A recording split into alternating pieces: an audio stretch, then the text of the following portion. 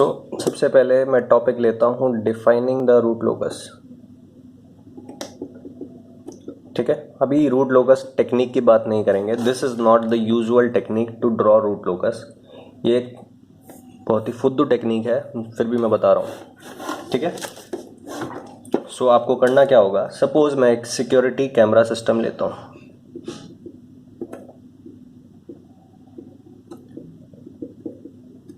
ठीक है, security camera system करता क्या है कि एक सर्टेन टाइप का कैमरा होगा और वो मूवेबल होगा, जो उसका हेड है वो मूवेबल होगा।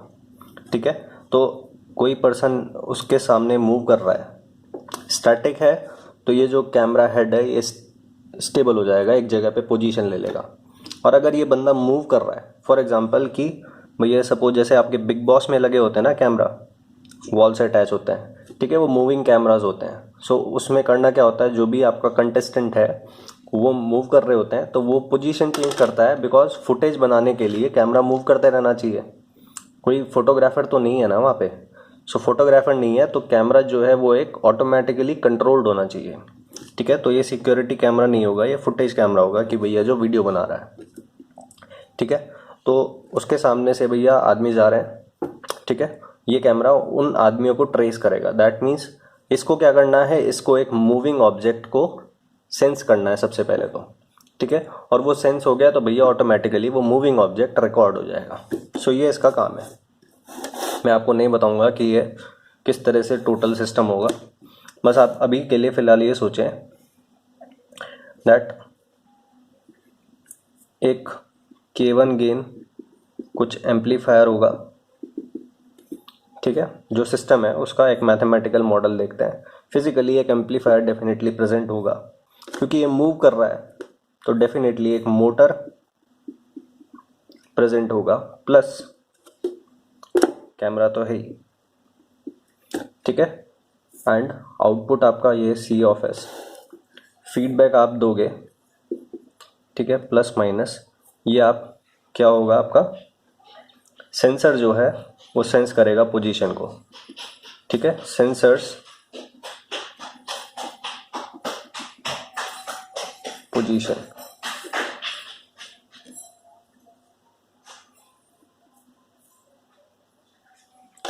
सेंसर जो है सेंस करेगा और इसी के हिसाब से सब कुछ होगा। आप खुद से इमेजिन कर लें, मैं आपको ज़्यादा उलझाऊंगा नहीं। मैं बस ये कहना चाह रहा हूँ कि मेरे को एक एग्जांपल लेना है ना बस। तो ये K2 divided by S plus 10। ठीक है, इस एम्पलीफायर गेन को भी मैं इसी में ऐड कर देता हूँ।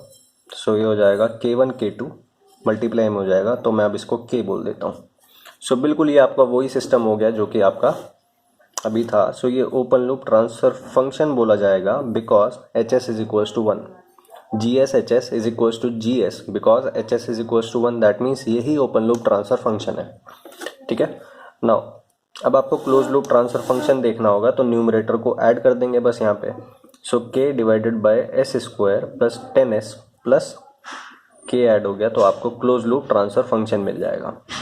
ठीक है, अब मैंने आपको ऑलरेडी बताया था कि ये आपका कैरेक्टरिस्टिक इक्वेशन होगा और उसमें एक K वेरिएबल एसोसिएटेड है। आप इस K को वेरी कर रहे हो 0 से इन्फिनिटी, तो ये इक्वेशन चेंज होगा। इक्वेशन चेंज होगा तो इसके रूट्स चेंज होंगे, दैट मीन्स पोल्स चेंज हो रहे हैं। ठीक है, मैं डिफरेंट K वैल्यूज़ के लिए मैं अपना कंप्यूटर एक लेके बैठा हूँ। मैं डिफरेंट K वैल्यूज़ के लिए इस इक्वेशन के रूट्स को निकालूंगा। ठीक है, इफ़ मैं यहाँ पे लिख देता हूँ, if K is equals to 0, हमेशा कोई भी K वैल्यू हो, क्योंकि ये सेकेंड ऑर्डर का इक्वेशन है, तो आपको दो पोल्स मिलेंगे। ठीक है, पोल 1 एंड पोल 2। ठीक है, 0 होगा तो आपका एक -10 पे होगा और एक 0 पे होगा। अगर K को आपने 5 किया, ठीक है, क्योंकि ये फुद्दू टेक्निक है इसलिए आप डिफरेंट आपको डिस्क्रीट वैल्यूज ऑफ K के लिए सॉल्व करना होगा। सबसे पहले आपने K0 लिया, इक्वेशन को कंप्यूटर में डाला, उसने आपको रूट्स प्रोवाइड कर दिए। पोल 1 ये है, पोल 2 ये है। फिर आपने K इज इक्वल्स टू 5 के लिए इक्वेशन को कंप्यूटर में डाला, उसने आपको इस इक्वेशन के रूट्स बताए और उसने आपको बताया दैट -9.47 एंड -0.53 आपके रूट्स हैं। फिर आपने भैया 10 डाला, -8.87 एंड -1.13 ये आपको कंप्यूटर ने बताया। फिर उसके बाद आप 15 डाल रहे हैं। 15 डालने के बाद आपका -8.16 एंड -1.84 आपके रूट्स हैं। इस तरह से आपका चलता जा रहा है। ठीक है, नाउ मैं पूरा कंप्लीट कर देता हूँ इसको। सो ये मैंने एक डिफरेंट गेन्स के लिए, अब मैं 50 तक ही गया, अब मैं इन्फिनिटी तक नहीं जा सकता ना। ठीक है, सो मैं 50 तक गया, मैंने 50 तक देख लिया कि भैया क्या लोकेशन होगी पोल की। सो मैंने 5 का गैप रखा है, 0, 5, 10, 15, 20, 25, 30 ये हो। ठीक है, सो 0 के लिए ये पोल्स हैं। अब देखें आप, -10 and 0 are what? Open loop poles. ठीक है, के 0 है, के 0 है, that means close loop poles भी यही हैं। ठीक है, सो दैट मीन्स कि अगर k इज इक्वल्स टू 0 होगा तो जो पोल लोकेशन है ये किसके पोल्स हैं? क्लोज लूप पोल्स हैं। तो सिर्फ 0 गेन के लिए जो पोल लोकेशन आएंगी वो वही लोकेशन होंगी जो कि ओपन लूप पोल्स की हैं। ठीक है, सो ये चीज़ आप ध्यान रखें, ये मेरे लिए इंपॉर्टेंट है, इसलिए आप याद रखें ये चीज़। ठीक है, नाउ 5 के लिए अब देखें, 0 गेन के लिए -10 एंड 0 पे आपका रूट्स है, नेगेटिव में है, एक 0 पे है। 5 के लिए दोनों रूट्स जो हैं वो नेगेटिव LHS में है, दैट मीन्स आपका सिस्टम स्टेबल है। सो अभी आपका सिस्टम स्टेबल है। ठीक है, अब भी सिस्टम आपका स्टेबल है, दोनों नेगेटिव में है, सो स्टेबल। अब भी स्टेबल है, अब भी स्टेबल है, अब भी दोनों नेगेटिव में स्टेबल है। अब फिर उसके बाद आपका ये -5 एंड 5 हुआ तो स्टेबल हुआ। ठीक है, नाउ -5 + j 2.24 अगर एक पोल है तो इसका कॉन्जुगेट भी एक पोल होगा, because complex pole occur in complex conjugate. ठीक है, कॉन्जुगेट पेयर्स में अकर होते हैं कॉम्प्लेक्स पोल्स। तो अगर +j 2.24 भी है तो माइनस वाला भी होगा। सो मैं माइनस वाले यहाँ पे नहीं लिख रहा हूँ, मैंने एक लिख दिया बस।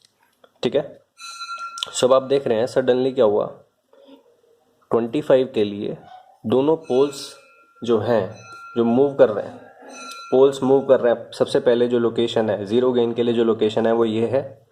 ठीक है, धीरे धीरे जैसे आप गेन को बढ़ा रहे हो तो पोल लोकेशन चेंज कर रही है। अभी डिस्टिंक्ट लोकेशन पे है पोल 0 गेन के लिए।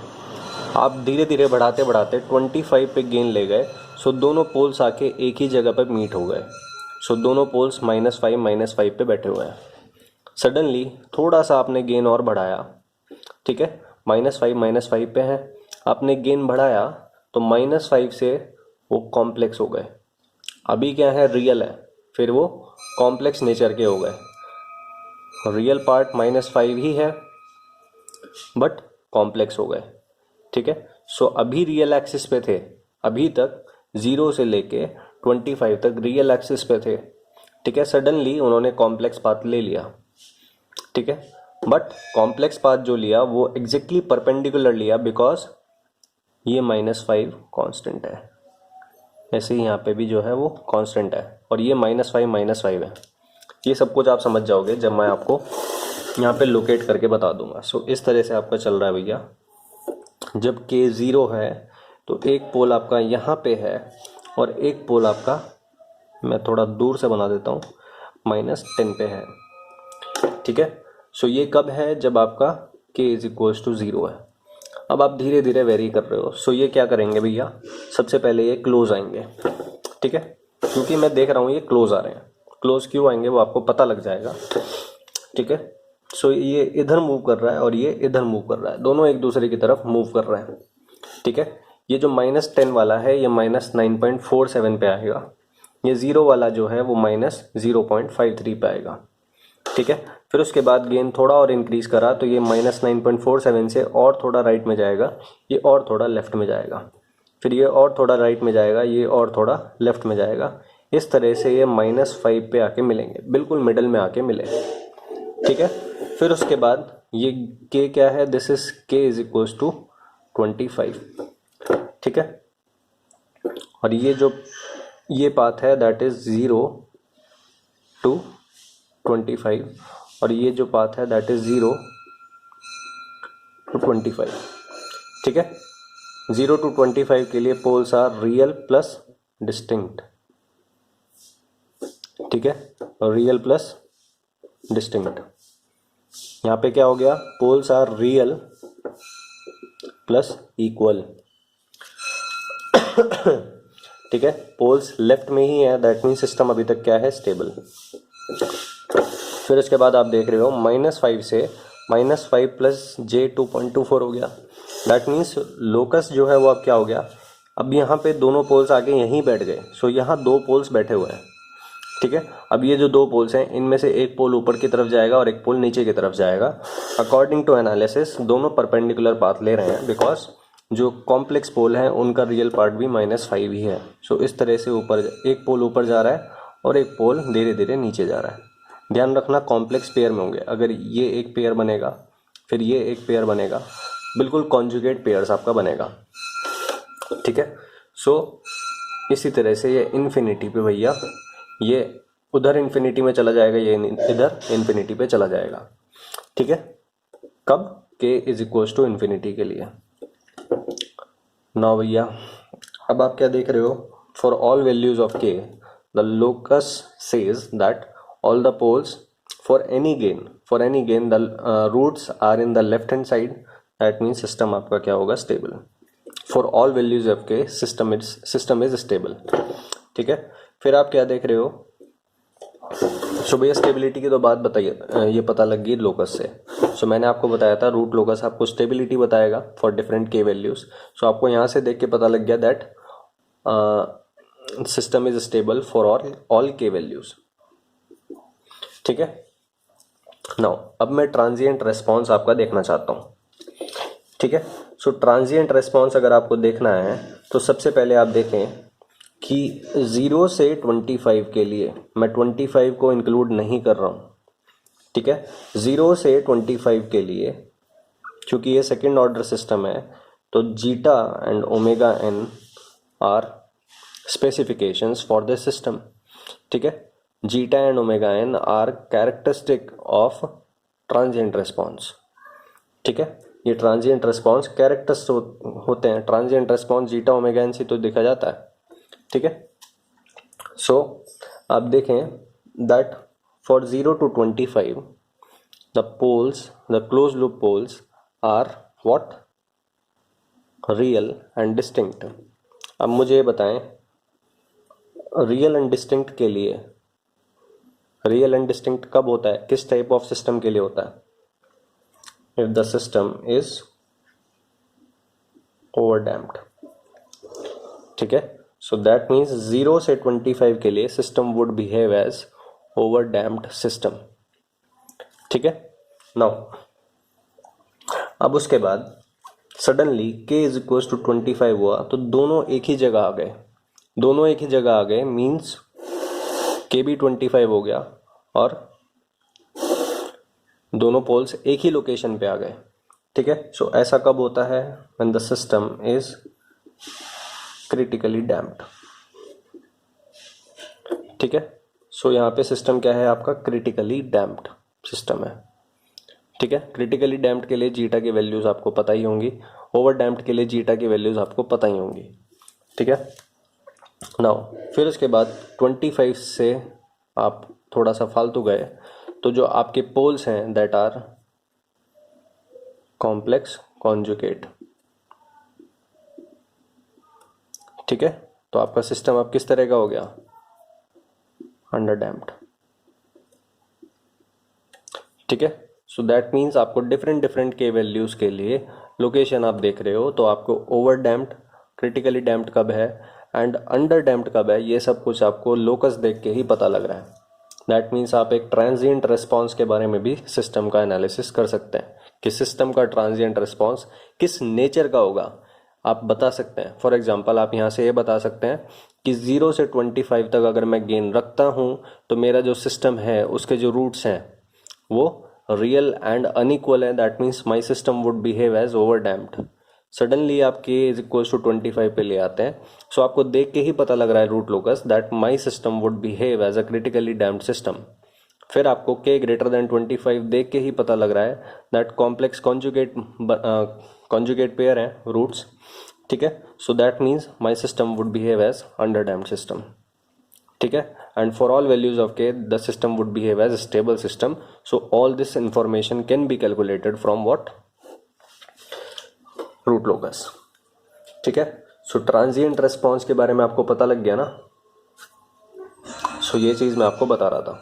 नाउ अब ये चीज़ आप यहाँ से भी देख सकते हैं. अब आप ये देखें that k is equals to 25 के लिए ओमेगा n कितना होगा 5. सो ओमेगा n 5 है, ये होता है आपका 2 जीटा ओमेगा n. ठीक है, सो ओमेगा n 5 है, 2 जीटा ओमेगा n क्या है आपका ये, तो जीटा यहाँ से कितना आएगा 1. सो ये आपको zeta 1 omega n 5, that means k25 के लिए दोनों क्या है पोल्स एक ही लोकेशन पे है, दैट मीन्स क्रिटिकली डैम्प्ड है, और आपका जीटा कितना आ रहा है 1. ठीक है,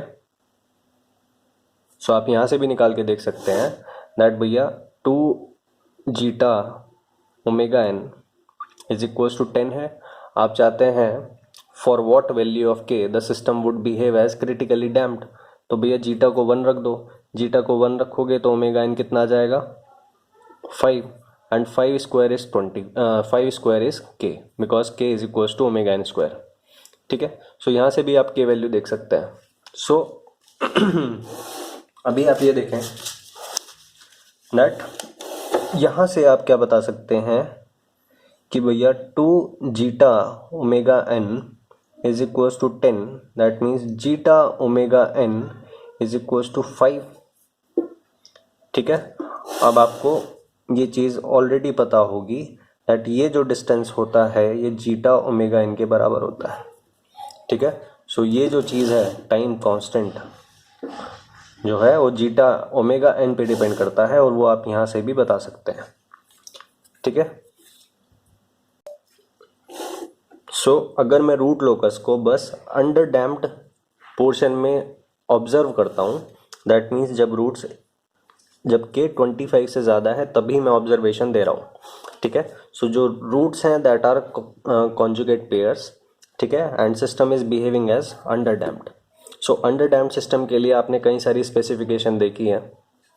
ठीक है, सो आप देख रहे हैं दैट जब सिस्टम अंडर डैम्प्ड नेचर का है तो जो real part of complex poles है वो -5 एज इट इज़ रह रहा है.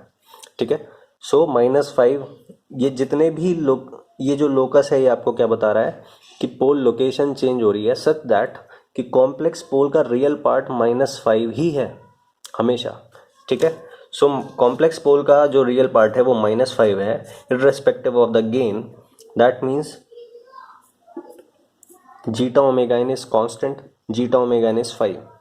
दैट मीन्स टाइम जो सेटलिंग टाइम होता है आपका, सेटलिंग टाइम आपका क्या होता है 1 बाय वो जीटा ओमेगा n पे डिपेंड करता है. ठीक है, तो सेटलिंग टाइम अगर आप क्या करते हैं ts is equals to 4 by zeta omega n, और क्योंकि जीटा ओमेगा n जो है वो कांस्टेंट है इसलिए क्या होगा कांस्टेंट, ये कांस्टेंट होगा. मैं किसके रेस्पेक्ट में कह रहा हूँ, अगर k को वेरी भी करोगे तब भी सेटलिंग टाइम सेम रहेगा. ठीक है, और ये आपको शायद पता हो या ना पता हो, सेटलिंग टाइम जो है, चूँकि मैं सेकंड ऑर्डर सिस्टम की बात कर रहा हूँ तो सेटलिंग टाइम की बात कर रहा हूँ तो मतलब अंडर डैम्प्ड की बात कर रहा हूँ. ठीक है, सो अंडर डैम्प्ड सिस्टम के लिए अगर आप सेटलिंग टाइम की बात कर रहे हैं, ठीक है, सो आपके जो पोल्स हैं वो क्या है कॉम्प्लेक्स है. ठीक है, सो कॉम्प्लेक्स है that means settling time constant कब होगा, जब जीटा ओमेगा n कांस्टेंट होगा. जीटा ओमेगा n कांस्टेंट कब होगा, जब आपका जो रियल पार्ट है वो सेम रहेगा.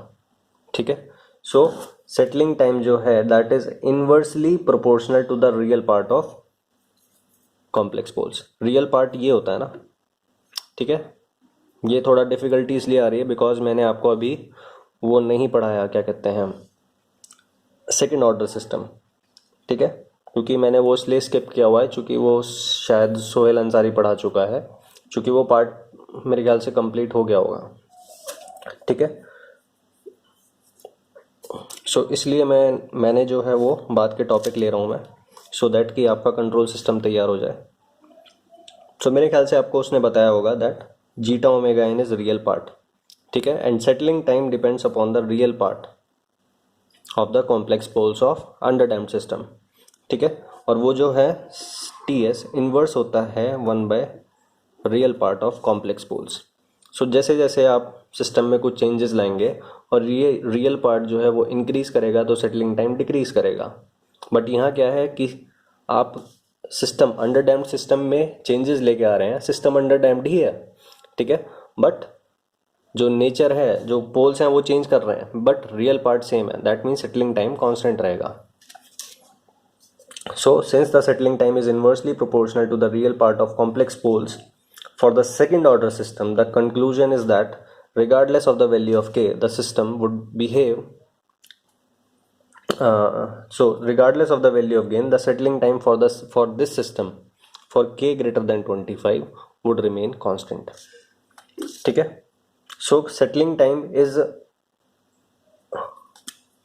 constant, ठीक है, settling time is independent upon k value for k greater than 25, settling time does not depend upon k। ये बात हुई यहाँ से। सो अब उसके बाद एक चीज़ आप क्या बता सकते हैं, अब क्योंकि मैं अंडर डैम्ड सिस्टम की ही बात करूँगा, ठीक है, सो मैं k ग्रेटर देन 25 की ही बात करूँगा। सो k ग्रेटर देन 25 के लिए आप देखें, आपको पता होगा दैट ये जो लाइन होती है, ये अगर थीटा है then cos inverse theta is equals to zeta होता है आपका, ठीक है। सो धीरे धीरे ये क्या हो रहा है, थीटा एंगल बढ़ रहा है, ठीक है। सो थीटा एंगल बढ़ रहा है जैसे जैसे आप के को 25 से इंक्रीज करते जा रहे हो, ठीक है। So as we are increasing the gain, zeta क्या होता जाएगा आपका, डिक्रीज होता जाएगा, ठीक है। सो के इंक्रीज होगा तो जीटा डिक्रीज होगा, ठीक है, एंड जीटा डिक्रीज होगा दैट मीन्स जो परसेंटेज ओवरशूट है वो के के साथ साथ इंक्रीज करेगा, ठीक है। और यही नेचर ऑफ वेरिएशन आपने देखा होगा सेकेंड ऑर्डर सिस्टम में, ठीक है। सो वो आपको चीज़ यहाँ से पता लग रही है। उसके बाद the damped frequency of oscillation की बात करते हैं, ओमेगा एन, ठीक है। सो ओमेगा एन किसके ऊपर डिपेंड करता है कि इमेजिनरी पार्ट कितना है, ठीक है। सो जैसे जैसे आप के वैल्यू इंक्रीज कर रहे हो तो ये जो इमेजिनरी पार्ट है ये भी इंक्रीज कर रहा है, ठीक है, that means omega n is increasing, ठीक है भैया। सो ये काफ़ी चीज़ें हैं जो आप ट्रांजिएंट रिस्पॉन्स से रिलेटेड आप बता सकते हैं just by seeing the root locus. और क्या बताया जा सकता है इसमें, स्टेबिलिटी मैंने आपको बता ही दिया, ठीक है। Now damped frequency of oscillation मैंने आपको बता दिया।